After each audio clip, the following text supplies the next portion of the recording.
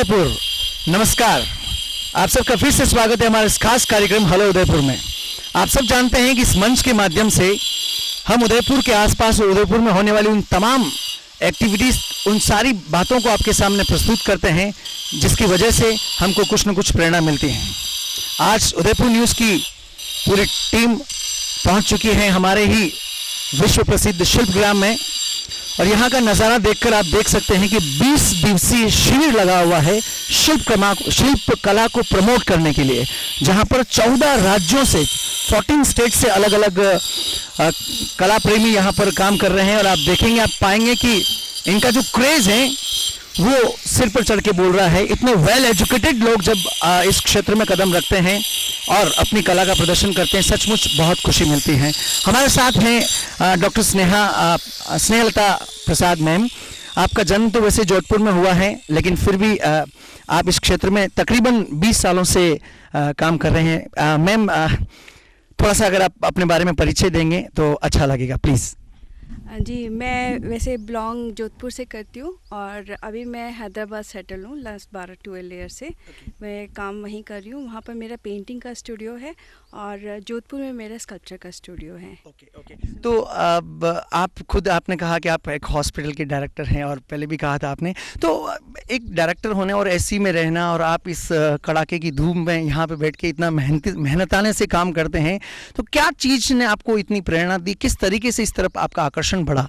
Actually बचपन से कह सकते हैं कि आर्ट अंदर ही था और मीन्स मेरे मदर की तरफ से, मीन्स मेरे ननिहाल की तरफ से मेरे को ये आर्ट मिला है। सो मैंने एक जुनून होता है आर्टिस्ट के अंदर, जब तक वो चीज़ उसको काम करने के नहीं है तो वो बेचैन और वो सब चीज़ों को फिर बाद में डिस्टर्ब रहता है। सो हम लोगों को एक, अगर धूप वूप का कोई प्रॉब्लम नहीं होता है, बारिश आए धूप आए कुछ नहीं है, हमें काम करने का एक मौका मिलना चाहिए। अपनी कला को, अपने एक्सप्रेशंस को दिखाने का एक चांस मिलना चाहिए, तो हम उस चीज़ को ज़रूर से लोगों के सामने लेके आते हैं। तो ये हमारे लिए बर्डन नहीं है धूप वगैरह, और इसमें हम लोगों को एक रूहानी सेटिस्फेक्शन मिलती है। तो थैंक यू मैम। दोस्तों, ये सबसे बड़ी बात है। आप देख लीजिए, डॉक्टरेट और एक हॉस्पिटल के डायरेक्टर होने के बावजूद आपका कला के प्रति इतना प्रेम है। हम सब जानते हैं कि हमारी संस्कृति, हमारी कला हमारे देश की धरोहर है।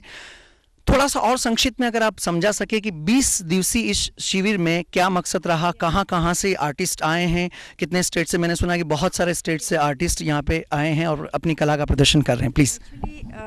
इंडिया को जोन्स में बांध रखा है, कल्चर जोन में। तो ये वेस्ट जोन, साउथ जोन और ललित कला एकेडमी तीनों के कोलैबोरेशन से बना हुआ है इवेंट, और 35 आर्टिस्ट आए हैं 14 स्टेट से।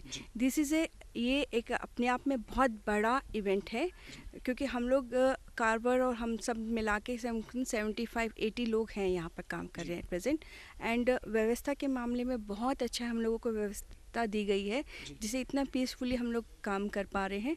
एंड दूसरा, इस तरह से प्रयास होने से एक हम लोगों को मोटिवेशन मिलता है आर्टिस्ट को, कि हाँ, हम लोगों को एक प्लेटफॉर्म दिया गया है और इस तरह से एक आर्टिस्ट के लिए हमेशा होते रहना चाहिए, जिससे कि आर्ट मरेगा नहीं, वो उस हमेशा हमारी सोसाइटी में जिंदा रहेगा। क्योंकि मीन्स इंडिया को आर्ट एंड कल्चर के लिए रिप्रेजेंट किया जाता है कि हमारे इतना रिच आर्ट और कल्चर है, उस वर्ल्ड फेम में हम उस फेम में आते हैं। तो हम लोगों को उसको बचाए रखना है और उसके लिए हमें निरंतर प्रयास करते रहना चाहिए कि एक किया वो नहीं, हमें निरंतर कुछ ना कुछ करना चाहिए। एंड वेस्ट जोन बहुत अच्छा प्रयास कर रहा है। जैसे हमारा 16 को ख़त्म हो रहा है, नेक्स्ट 17 को अगेन मिनीचर आर्ट कैंप है। तो ये सब जो विधा है आर्ट की, उसको इन्होंने बहुत अच्छे से संचय के रखा हुआ है। तो ये एक मैं थैंक्सफुल हूँ कि इन जोन्स ने बहुत अच्छा प्रमोशन कर रहे हैं आर्ट को। एंड इसी तरह से अगर हम लोगों को स्पेस दिया जाए, हमें काम करने का मौका दिया जाए, तो हम बेहतरीन काम करके निकाल सकते हैं। Thank you ma'am. सबसे पहले तो हम आपके शुक्रगुजार हैं कि पूरे उदयपुर वासी आपके इस कार्यक्रम को देख रहे हैं और आपकी कला को बहुत करीबी से देखेंगे और उसकी सराहना ज़रूर मिलेगी। दोस्तों, हम सब जानते हैं कि शायद यहाँ पे आने के बाद मेरी अपनी मानसिकता बदली है। लाइव जब हम चीज़ों को देखते हैं, चीज़ों से जुड़ते हैं, तब हमें पता होता है कि वास्तविकता में कला क्या है। एक हम किताबों में जो आर्ट एंड कल्चर पढ़ते थे और एक वास्तविकता में जब यहाँ पे आके जानते हैं तो सचमुच में अंदर से एक फीलिंग्स आती है कि अभी हमने कुछ नहीं जाना, हमें बहुत कुछ जानने की ज़रूरत है। मैम, आपके और कई सारे साथी हैं, मैं उनसे बातचीत करूँगा। बहुत बहुत थैंक्स, आपने समय दिया। एक्चुअली आप लोग जो काम कर रहे हैं हमें प्रमोट करने का, इसके लिए मैं थैंक्स हूँ, क्योंकि अदरवाइज़ क्या होता है विजिटर यहाँ तक आते धूल देख के वापस भाग जाते हैं तो एटलीस्ट आप अपने प्रोग्राम के थ्रू उनको बताएं कि आइए, मिलिए, आर्टिस्ट को जानिए और उनसे रूबरू हुइए, तो वो आपको समझ सकेंगे आप एज ए आर्टिस्ट को कि कैसे आर्टिस्ट मतलब किस मिट्टी का बना हुआ है, वो क्या संदेश देना चाह रहा है सोसाइटी में, तो ये बहुत इम्पोर्टेंट है। तो thanks for. Thank you ma'am, thanks. दोस्तों, आपसे भी मैं अनुरोध यही करूँगा कि समय निकाल के आप ज़रूर यहाँ पे आएँ और इस कला का लाइव एक्चुअल में अगर आप देखेंगे तो अंदर से सचमुच आपको खुशी मिलेगी। और भी हम देखेंगे आगे कई सारे कारीगर, कई सारे आर्टिस्ट अपनी अपनी कलाओं का प्रदर्शन किस तरीके से कर रहे हैं। हम आगे चलते हैं और उनसे साक्षात्कार करते हैं, उनसे बातचीत करते हैं।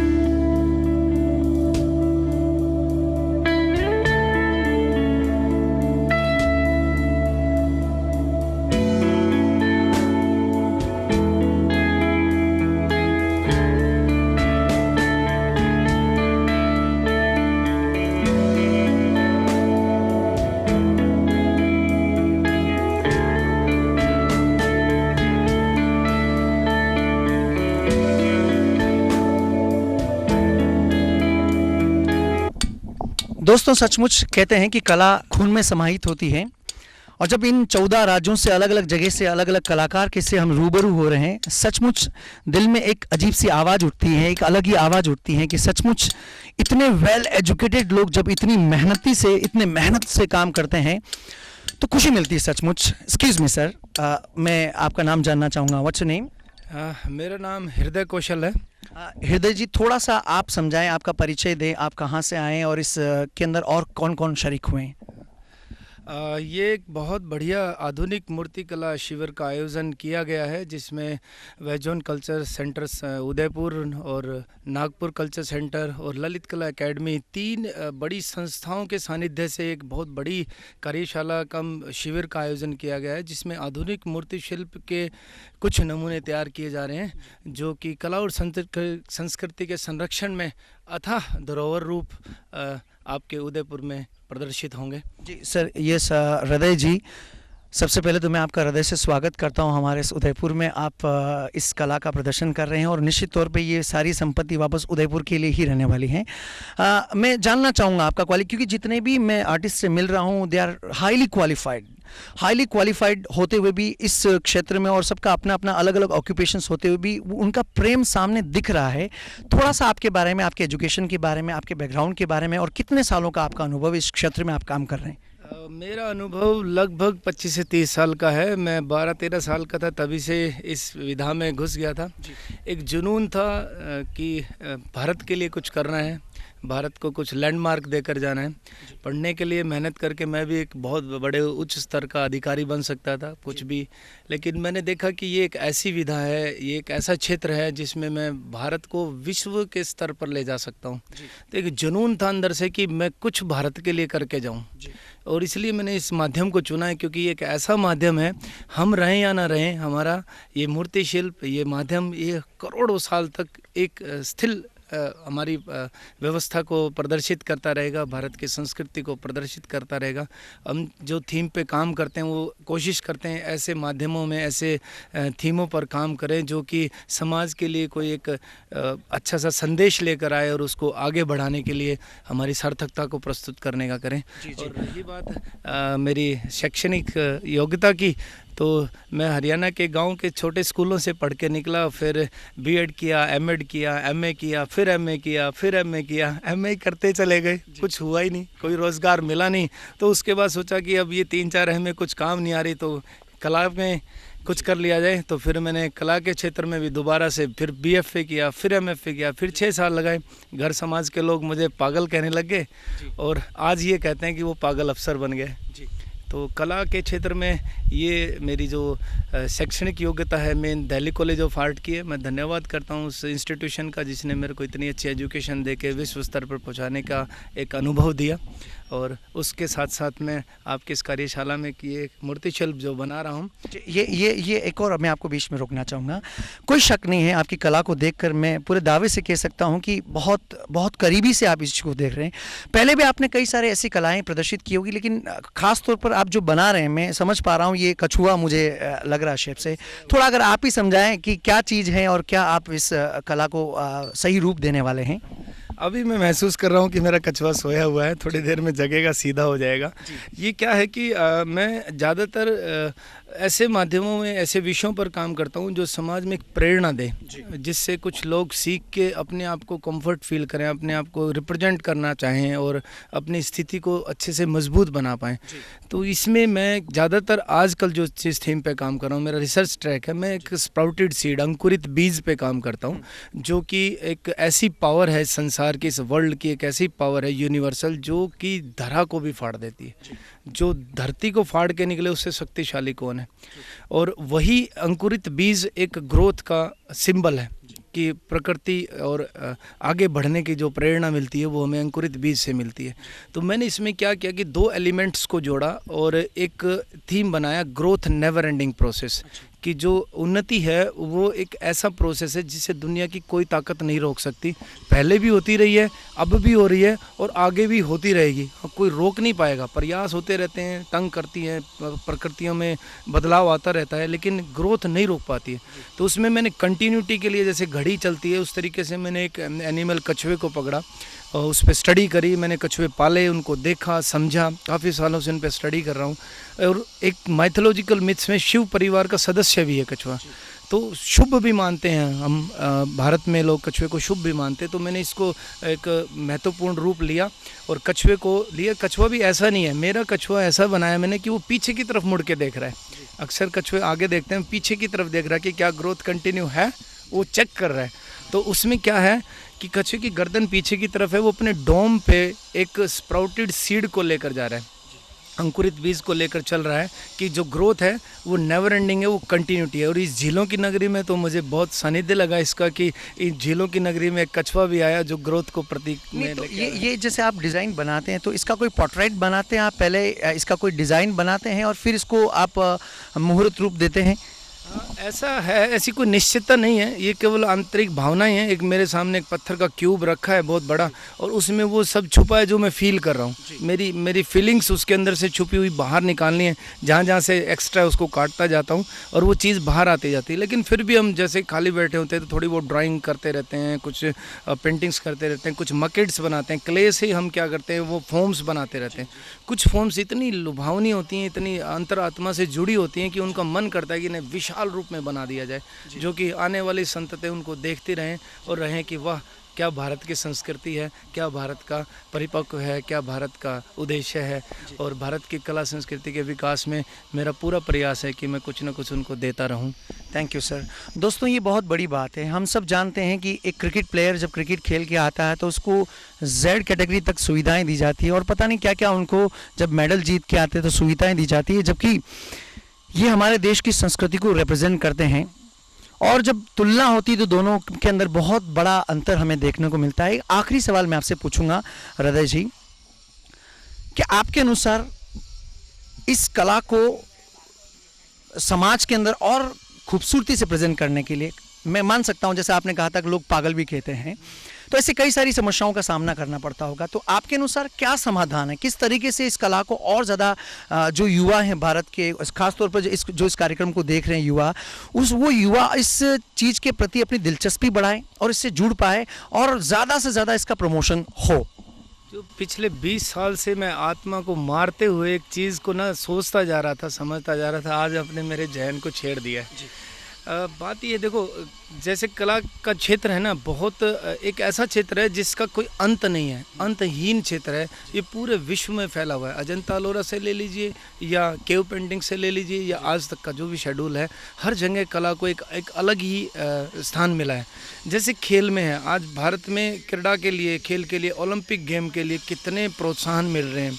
एक खिलाड़ी स्ट्रगल करता है, उसको बहुत सारी चीज़ें मेहनत करके आगे बढ़ने के लिए सरकार से भी, दूसरी समाज से भी, बहुत सारी जगह से उसको प्रोत्साहन मिलता है और वो आगे बढ़ता है और भारत का नाम रोशन करता है। ऐसे ही कला के क्षेत्र में भी आर्ट ओलंपियाड होते हैं। कला तो अपने आप में एक जननी है भारत की, तो उसको भी हम इन तरीके के कॉम्पिटिशन्स के माध्यम से, अपने आप को रिप्रेजेंट करने के माध्यम से, सरकार की कुछ ऐसी नीतियां हमारे लिए आए कि जिस तरीके से खेल को प्रमोट किया जा रहा है, ऐसे कला को भी प्रमोट करें। और कुछ किया भी जा रहा है। इसी क्षेत्र में आके हमें ये अवसर भी मिला है, लेकिन और ज़्यादा विस्तार से होगा। और सबसे बड़ी बात तो कि आर्ट का जो बेसिक है वो आर्ट एजुकेशन स्कूल्स में प्राइमरी लेवल पे आ जाए, कि जिस तरह पे हम काम कर रहे हैं वो एकदम नन्हे हाथों से निकलेगी, तो जो वो परिपक्व होकर आएगी तो क्या होगा। विश्व में भारत की कला वर्ल्ड फेमस शुरू से ही रही है, आज भी रही है, आगे भी रहेगी। खजुराहो को देख लीजिए, अब अजंता को ले लीजिए, ताजमहल को ले, अजूबों में जब भारत है तो इसका मतलब भारत में कला का एक विशेष स्थान है। अगर उस स्थान को हम बचा के रखेंगे, देखो बेटी बचाओ बेटी पढ़ाओ, आज हम बेटियों को बचा रहे हैं, पढ़ा रहे हैं। जिस तरीके से उस एक मुहिम को आगे लाने की प्रयास है, हम भी उसमें शामिल हैं, हम भी बढ़ा रहे हैं, हम भी प्रयास कर रहे हैं। बहुत सारे मेरे मूर्तिकार बेटी बचाओ को लेके काम कर रहे हैं। तो इस तरीके के अगर अभियान चलाए जाएँ, कला संस्कृति का एक अभियान चलाया जाए उसको बचाने के लिए, ज़रूरी नहीं मैं बहुत हाईली क्वालिफाइड हूँ, मैं काम कर रहा हूँ, मेहनत करूँ। हमारे गाँव में माएँ हैं, माताएँ हैं, बहनें हैं, गलों में बच्चे हैं, बहुत सारे ऐसे ऐसे आर्टिस्ट मैं देखता हूँ गली कूचों में, यार वो हुनर के उस्ताद हैं, लेकिन वो किसी कारण से आगे नहीं आ पा रहे। उसको निकालने के लिए सरकार को कुछ कदम मुहिम उठाने पड़ेंगे, जिससे कि भारत की संस्कृति को एक अच्छे मंच पर लाकर विश्व प्रसिद्ध बनाया जा सके, और अच्छे से बनाया जा सके। राजस्थान में पूरे संसार के लोग आते हैं। एक अकेला जयपुर इतनी विधाओं में माहिर है। देखिए, कॉस्ट्यूम में ले लीजिए, आर्किटेक्चर में ले लीजिए, आर्ट में ले लीजिए, पेंटिंग्स में ले लीजिए, अपना इसका रहन सहन में ले लीजिए, किसी भी विधा में ले लीजिए, अकेला जयपुर शहर इतना एक विशेष स्थान रखता है। और राज्य उस लेवल पे अभी पहुंचने में है, जबकि जयपुर एक पूरे राजस्थान में इतना बड़ा अपना प्रभुत्व जमाए हुए है। तो क्यों ना सभी जगह इस चीज़ को फैला दिया जाए। 29 राज्य हैं, हर राज्य से एक नई चीज़ निकल कर आएगी, और उन सब का जब समावेश होकर कोई चीज़ बनेगी तो भारत के लिए निश्चित है कोई लैंडमार्क बनेगा। जब एफिल टावर के लिए एक राज्य को, एक देश को पहचाना जाता है, तो भारत को क्यों नहीं। बिल्कुल, आपने बहुत खूबसूरत आइडियाज़ दिए, साथ में बाकायदा इस चीज़ को प्रमोट करने के लिए आपने आइडियाज़ दिए। दोस्तों, सचमुच बहुत खूबसूरत लग रहा है, और ये जो आपका राय है मुझे सचमुच बहुत अच्छी लगी कि स्कूल स्तर से ही अगर बच्चों को तैयार किया जाए, उनको राय दिया जाए, तो सचमुच ये कला के प्रति लोग झुकेंगे, उनकी दिलचस्पी बढ़ेगी। एक बार और मैं आपका सर धन्यवाद देना चाहूँगा कि आपने समय दिया और अपनी कला के बीच में इस काम को रोककर हमने आपका ज्ञान बांटा, आपका अनुभव बांटा। बहुत और कोई उदयपुर का आप संदेश देना चाहें अपनी तरफ से? उदयपुर को मेरी शुभकामनाएं हैं। उदयपुर जैसा शहर पूरे भारत में नहीं है। लगभग मैं पूरे भारत में घूमा हूँ, बहुत जगह, लगभग हर राज्य में मेरा एक मूर्ति शिल्प ईश्वर की कृपा से प्रतिष्ठित है।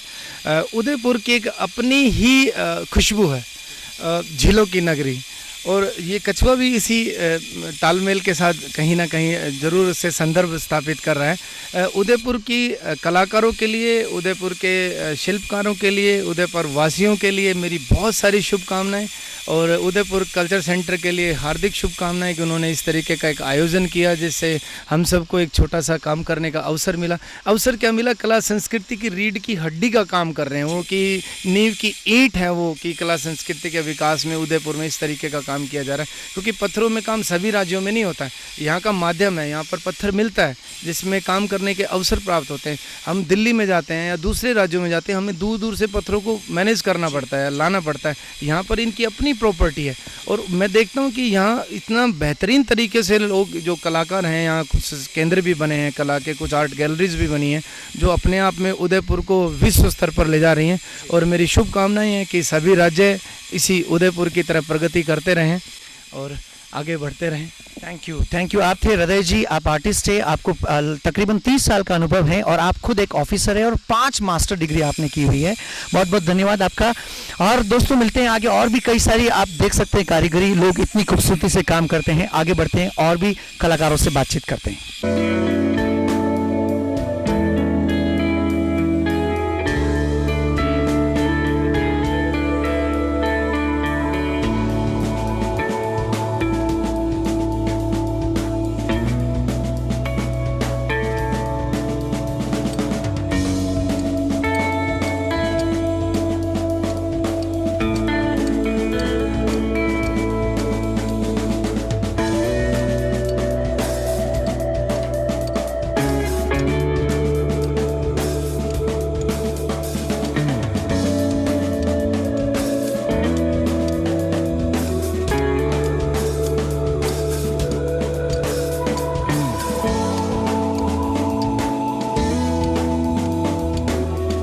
दोस्तों कला भी अपने आप में एक शक्ति है, एक पावर है, एक एहसास है। अलग अलग राज्यों से यहाँ पे कई सारे कलाकार आए हैं, लेकिन हमारे साथ में एक और मेहमान हैं, हेमंत जी, हमारे उदयपुर से हैं, पास में मोड़ी बाठेड़ा गांव से हैं। और आप खुद एक संस्कृत टीचर हैं, लेकिन इस क्षेत्र में काफ़ी समय से आपकी दिलचस्पी है, कला के क्षेत्र में 22 सालों से आप काम कर रहे हैं। हेमंत जी, आप खुद एक संस्कृत टीचर है, लोग यही सोचते हैं कि सरकारी नौकरी मिलने के बाद कोई काम करने की ज़रूरत नहीं होती है। क्या ऐसी प्रेरणा मिली कि आप इस क्षेत्र में आपकी रुचि बढ़ती गई? मैं शुरू से जुड़ा इसमें, संस्कृत तो मेरा एक विषय रहा बीए में, तो मैं बीएड किया, फिर टीचर बन गया।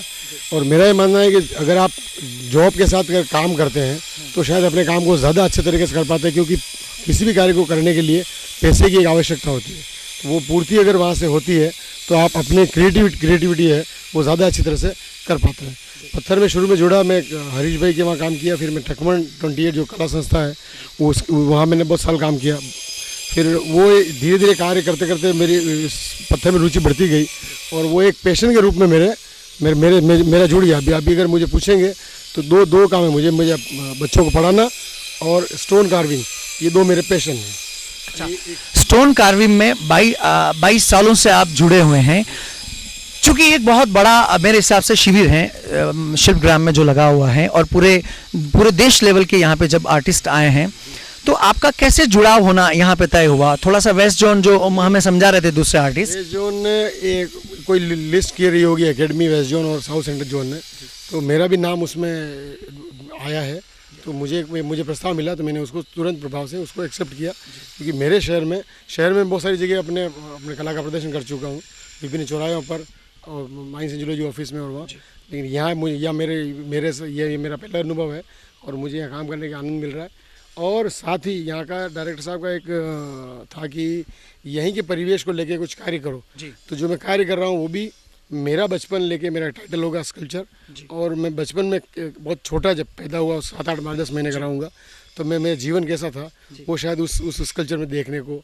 चलो आपकी कला को भी हम देखेंगे। दोस्तों आप और देख सकते हैं यहाँ बहुत खूबसूरत कलाकारी, आप बहुत करीबी से देखेंगे तो एक कलाकार कितनी मेहनत करता है। हमें बहुत अच्छा लगता है देखते हुए कि हाँ कारीगर ने मेहनत की, बहुत ब्यूटीफुल है। लेकिन इसके पीछे आप देख सकते हैं, लाइव हम यहाँ पे आके देख पा रहे हैं, इस तपती कड़ाके की धूप में जब इतनी मेहनत से ये काम कर रहे हैं सारे आर्टिस्ट, और सच में बहुत एक विहंगम दृश्य है। यहाँ आके लगता है कि भारत की जो कला और संस्कृति है वो कहीं न कहीं आज भी। थोड़ा सा इस थीम के बारे में बताएं, क्या ये संदेश देगी, ये बनने के बाद जब इस वास्तविक रूप लेगी क्या संदेश देगी? एक डांस होता है ना कच्ची घोड़ी करके, उसको लिया है मैंने, कच्ची घोड़ी करके। इसमें 2 ह्यूमन फिगर हैं, इसमें एक खड़ा हुआ फिगर है, उसमें एक आड़ा जो घोड़ी होती है जो आदमी लटका के रखता है, उसकी जगह भी मैंने एक ह्यूमन फिगर ही दिया है। उस ह्यूमन फिगर में लेकिन मैं घोड़े का सिर लगाऊंगा जो घोड़ी का रूप होगा, और वो भी जैसे घोड़ी लटकी रहती है कंधे से, वैसे ये भी लटकी रहेगी, और ये आदमी जो खड़ा है उसमें आदमी का फेस ही रहेगा। तो मैंने इंसान और जानवर को दोनों को जोड़ करके एक वो संदेश देने की कोशिश की है कि दोनों को जोड़ करके भी अपन कुछ क्रिएशन कर सकते हैं। Thank you. आप देख सकते हैं दोस्तों, हमने कई बार गाने में सुना हुआ है, शादियों में डांस में देखा हुआ है, दारू पी दो रे घोड़ा, ऐसे कई सारे गाने के ऊपर हम देखते हैं। यही वो भारत की कला है जो आज जीवित करने की कोशिश कर रहे हैं सारे आर्टिस्ट। मैं सचमुच धन्यवाद देना चाहूँगा उन सारे तमाम कलाकारों को जो हमारे भारत की संस्कृति को कहीं न कहीं जीवित रखने में एक अहम योगदान दे रहे हैं।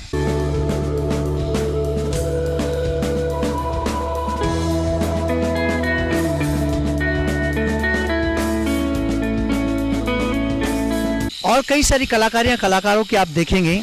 एक और जहाँ तक मैं समझ पा रहा हूँ, पुराने फिल्म में हम कई सारे ऐसे इंस्ट्रूमेंटल देखते थे। शायद ये कारीगर वही कुछ रूप देने की कोशिश कर रहे हैं। Sir, what's your name? Ram Kumar Kannadasan from Tamil Nadu. Okay, you are from Tamil Nadu. थोड़ा सा उदयपुर वासियों को अगर आप बता पाएँ कि ये जो कला आप बना रहे हैं क्या है, उसका क्या संदेश देती है? सर, ये ना अपना वेस्टर्न लोग मतलब इंस्ट्रूमेंट यूज़ करता है, उसी टाइप का है। मतलब ओल्ड ये वेस्टर्न वाले ज़्यादा लोग यूज़ करता है, लेकिन इसमें मैंने बनाया वेस्टर्न वाला इंस्ट्रूमेंट था।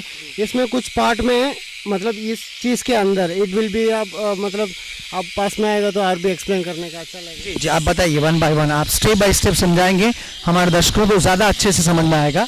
टोटल ये 4 पीसेस है, 1 2 3 और 1 8 पीसेस, 4 पीसेस है। वो 4 पीसेस एक साथ जोड़ेगा, एक के ऊपर है ना, ऐसे जोड़ेगा। और इस चीज़ में ना एक जगह पे एक आदमी अंदर जाएगा, वो उसका पेडस्टल उधर से चल रहा है अलग काम में, उसमें अंदर जाएगा, वो आएगा। मतलब इसके अंदर एक जगह है ना, वो जगह एम्प्टी होगा। एम्प्टी होके मतलब इसमें वो आदमी एक एंट्री एक जगह पे, मैं अभी इस कैंप में एंट्री हुआ, मतलब 20 डेज़ का कैंप है। इस कैंप में फर्स्ट डे मेरे का याद है, लास्ट डे याद है, इनाग्रेशन और फाइनल। इन बिटवीन गैप होती है ना, वो गैप में मैंने क्या करा, क्या सोचा, वो एक दिन ये सोचूंगा, दूसरा दिन दूसरा सोचूंगा, दिस इज माई क्रिएटिविटी। सो इस चीज़ में ना ये सारा इसके अंदर छुपा हुआ है। वो मतलब फाइनल डे में बाहर आएगा ना, वो वाला चीज़ है ना, इसमें फाइनल में वो वाला पीसेस में बाहर आएगा। वो मतलब मैंने एक आदमी घुसता तो एक चीज़ में, उस जगह में उनका बहुत सारा प्रॉब्लम भी आएगा, बहुत ज़्यादा सेटिस्फेक्शन आएगा और बहुत ज़्यादा खुशी मिलेगा और एक्स्ट्राऑर्डिनरी भी मिल सकता है। वो सारा ना कहीं कहीं इस जगह पे फटा हुआ क्रैक आएगा, उस जगह पे वो चीज़ बाहर आएगा। आपने ये जो कला है, इसका प्रदर्शन आप पहली बार कर रहे हैं या ऐसा इंस्ट्रूमेंटल ऐसा पहले भी आपने कभी बनाया हुआ है? नहीं, मेरा काम है ना इन बिटवीन गैप, वो इन बिटवीन गैप में क्या होती है, मतलब आदमी क्या बनता है। कभी कभी मेरा जानवर के साथ जोड़ता हूँ, क्यों है ना, वो आदमी कभी कभी गुस्सा होता है और ये सारा जानवर की तरफ दिखा देता है। और कभी सेटिस्फेक्शन होता तो भी मतलब मैं उस जगह पे ब्यूटी के आता हूँ, उस जगह पे मोर और ब्यूटी वाला होती है ना, वो सारा दिखा देता हूँ। इसलिए मतलब ह्यूमन और एनिमल का रिलेशनशिप कितना है, वो सारा पहले कितना था, अभी ऐसे नहीं है। सब लोगों के पास डॉगी तो है, लेकिन वो 25,000 वाला 30,000 वाला, लेकिन स्ट्रीट डॉग का कोई केयर नहीं करता। मतलब ऐसे जानवर के और ह्यूमन का कितना रिलेशनशिप था, वो आजकल ख़त्म हो रहा है। वो मेरा वो टॉपिक था, लेकिन इसमें मेरा का इंस्ट्रूमेंटल ऐसे कुछ टॉपिक दिया था। और उस इंस्ट्रूमेंटल में और आदमी का एक्सप्रेशन, वो साउंड होती है ना, वो साउंड सारा कभी इसमें वो फ्लूट्स निकलेगा, दूसरा में ड्रम्स निकलेगा, ऐसे वाला है। वो सारा ये वेस्टर्न वाला अपना इंडिया में कब आया था, उस टाइम से 1947 तक था। वो अपना इंडिया में कितना भी इंस्ट्रूमेंट, कितना भी ट्रेडिशनल वाला था, वो सारा लेके चला गया। अभी सारा बहुत कम हो गया। इसलिए मैंने बार बार, अभी कितना भी यंग लोग हैं, मैक्सिमम लोग फोक वाले में इंटरेस्ट नहीं होती है, पूरा पॉप सॉन्ग वगैरह उसमें जाता है। लेकिन वो लोग कहाँ से कैसे, वो सारा हम लोग रिसर्च करेंगे ना, वो सारा मैक्सिमम इंडिया में कितना भी वही वाला था, वो सारा अंदर से बाहर निकलेगा, वो इंडियन इंस्ट्रूमेंट होगा। ठीक है, समझ पाया मैं। दोस्तों, कलाकार सच में, कला के अंदर वो पावर होती है जो एक छोटी सी चीज़ बहुत कुछ बयां कर देती है। राम जी, बहुत बहुत धन्यवाद, थैंक यू। और हम देखते हैं, और भी आप देख सकते हैं यहाँ पे इतनी खूबसूरत चीज़ें जो कलाकारियाँ आपको दिख रही है, वो कुछ न कुछ संदेश ज़रूर देती है। और हमें मानना पड़ेगा ये चीज़ें कि अगर हम सचमुच हमारी संस्कृति से जुड़े रहना चाहते हैं तो इन चीज़ों को बहुत करीबी से समझना पड़ेगा हमें। और भी कई सारे कलाकार हैं, पूछते हैं इनसे। Excuse me ma'am, hello. आप देख सकते हैं एक और कला हमारे सामने है और इसका क्या उद्देश्य है, क्या मैसेज देती है, हम पूछेंगे। मैम, सबसे पहले आप संक्षिप्त में अपना परिचय दें और फिर इस कला के बारे में समझाएं। मेरा नाम रेणुका सोंदी गुलाटी है और मैं दिल्ली से हूँ। मैं काफ़ी सालों से स्कल्पचर और पेंटिंग दोनों कर रही हूँ और यहाँ जो मैं काम कर रही हूँ वो पत्थर पे हम काम कर रहे हैं और मेरा जो टाइटल है इसका मदर अर्थ। तो अगर आप इसको दूसरी साइड से देखेंगे तो थोड़ा सा वुमेन फॉर्म है जो मैंने रियलिस्टिक नहीं बट कंटेम्प्रेरी वे से एक मतलब एब्स्ट्रैक्ट मैनर से मैंने काम किया है और उधर से दूसरी साइड से मैंने उसको डिफरेंट रिदमिक वे से इसमें रिदम और फॉर्म्स बनाई हैं क्योंकि जो अर्थ है उसमें इतना कुछ है, हमारी जो दुनिया है उसमें इतनी मिस्ट्री है, इतनी अलग अलग चीज़ें हैं, जो शेप्स हैं। अर्थ कभी भी आपको सीधी नज़र नहीं आएगी, सीधी नहीं है, कहीं पहाड़ है तो कहीं वैली है और यहाँ पर आके मुझे और भी मज़ा आ रहा है उदयपुर में जो वैली में हम बैठे हैं तो शायद वो मेरे काम में भी आपको दिखाई दे रहा होगा। तो मैंने उसी टॉपिक को लेके काम किया है कि मदर अर्थ जो है तो उसी। रेणुका मैम कुछ और पूछना चाहूँगा, आप कितने सालों से इस क्षेत्र में है, इस फील्ड में है, काम कर रहे हैं?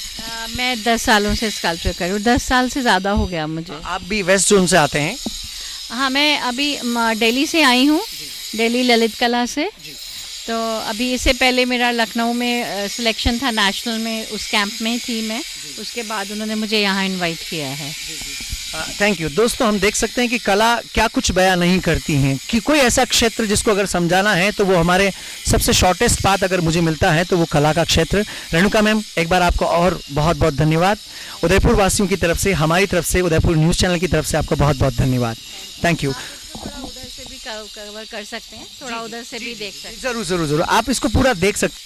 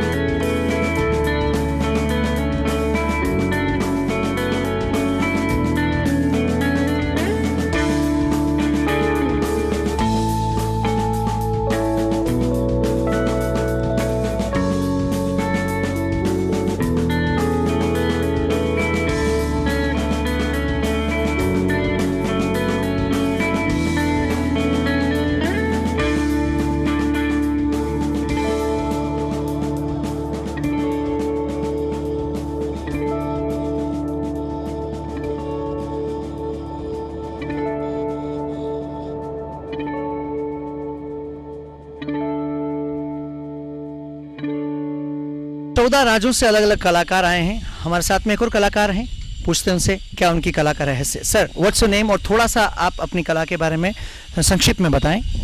मेरा नाम है विकास प्रताप सिंह, मैं लखनऊ से हूँ। मैंने ये राजस्थानी बर्ड एक दिखानी चाहिए जिसमें फोर्ट का इसमें मैंने ड्राइंग दिखाया है। इसके जस्ट नीचे एक फोर्ट का और ड्राइंग आएगा और उसके नीचे ट्री फॉर्म आएगा। मैंने ये दिखाना चाहा है जो पेड़ों को काट के जो बिल्डिंग कंस्ट्रक्शन हो रहा है और जो बर्ड्स को बैठने के लिए जगह नहीं, जो मतलब कंक्रीट की जो वॉल एक खड़ी हो रही है, तो उसको लेके मैंने ये काम दर्शाया है।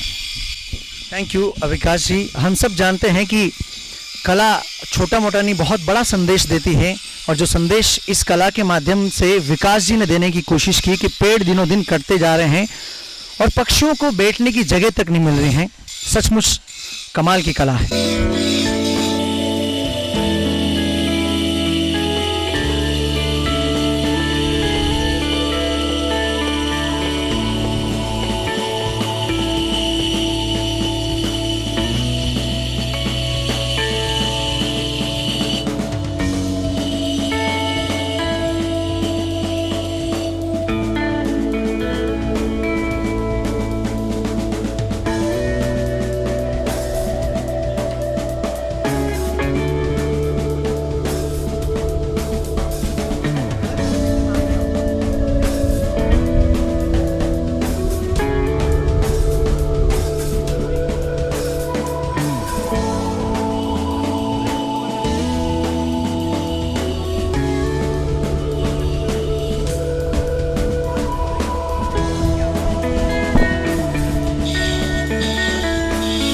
अलग अलग राज्यों से अलग अलग कलाकार यहाँ पे आए हैं और अपनी अपनी कला का प्रदर्शन आपने किया है। हमारे साथ पंजाब से कई सारे मेहमान हैं, उनसे रूबरू होते हैं। सर, आपका परिचय दें और आपकी कला के बारे में थोड़ा सा संक्षिप्त में बताएं, ये क्या संदेश देती है?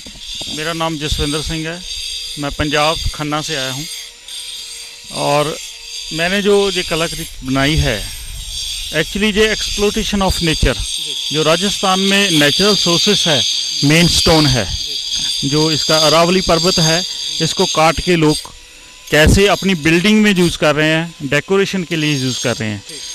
तो मैंने यही चीज़ अपने इसमें दिखाई है कि एक जो टूटा हुआ पार्ट है उसका, जो स्टोन को काटा जा रहा है और उसके बाद ये जो ब्लॉक बनाए हैं मैंने एक मैनुअली अरेंज करके जो हम चीज़ ज्योमेट्रिकल शेप देते हैं, इसको कोई भी अपनी फॉर्म में क्रिएट करते हैं, वो चीज़ है कि हम अपनी क्रिएशन अपने आप को सेट करने के लिए, अपनी बिल्डिंग को सेट करने के लिए हम एक्सप्लोटेशन ऑफ नेचर कर रहे हैं। Thank you sir. अब दोस्तों, हम जान सकते हैं कि इस कला के माध्यम से सचमुच आपने जो संदेश दिया है, पहाड़ों को काट कर हम बड़ी बड़ी बिल्डिंग्स बना रहे हैं हमारी ज़रूरत के मुताबिक, ये सचमुच हमारी प्रकृति का शोषण है और कला कहीं न कहीं बहुत कुछ संदेश देती है। सर, आपका बहुत बहुत धन्यवाद, आपने आपकी प्रकृति की कला का हमारे साथ साझा किया। Thank you sir.